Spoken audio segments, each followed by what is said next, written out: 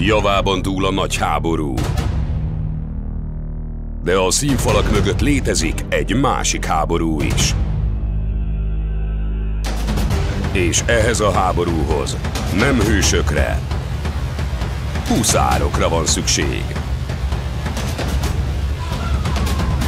Az utolsó előtti huszár. Sziasztok, én Varga Bálint Bánk vagyok, az utolsó előtti huszár kitalálója és írója. Én pedig Tuli Krisztián, a képregény rajzolója és tervezője. Célunk egy laza, szórakoztató, néhol humoros és mégis komoly képregénysorozat létrehozása huszárokról, boszorkányokról és az első világháborúról.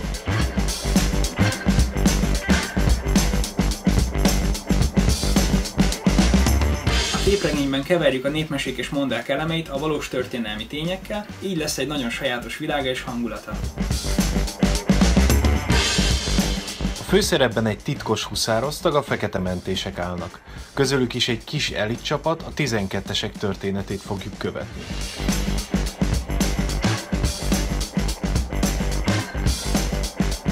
A 0. részt már olvashattátok online, vagy letölthetitek a kampányban a borítójára kattintva.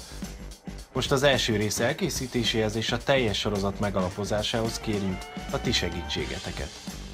Az Indiegogót, azon belül is a flexibilis finanszírozási formát azért választottuk, mert garantálni szerettük volna, hogy aki előrendel a képregényből, az készhez is kapja azt. Az igazi kérdés nem is az, hogy a támogatással vagy nélküle elkészül-e a képregény, hanem hogy pontosan mikor. Most csak ezen a képregényen dolgozom, viszont ha nem érkezik elég rendelés, hogy a nyereségből főállásban csak is a huszárokkal foglalkozzak, akkor valószínűleg kicsit hosszabb időbe fog telni a képregény elkészítése, mint ahogy terveztük. Hogy megalapozzuk a bátorságot és a kedvet az előrendeléshez, nem csak egy csomó különleges és csak az Indiegogón kapható csomagot állítottunk össze, de 6 kiváló hazai képregényest is megszereztünk az ügynek, hogy elképesztő alternatív borítókat készítsenek nekünk. A legfontosabb, hogy egy egyedi és tartalmas képregény sorozatot készítsünk, és annak a részeit eljuttassuk hozzátok. Segíts nekünk, hogy ez sikerüljön, és együtt létrehozunk egy nagyszerű sorozatot. Köszönjük a figyelmet!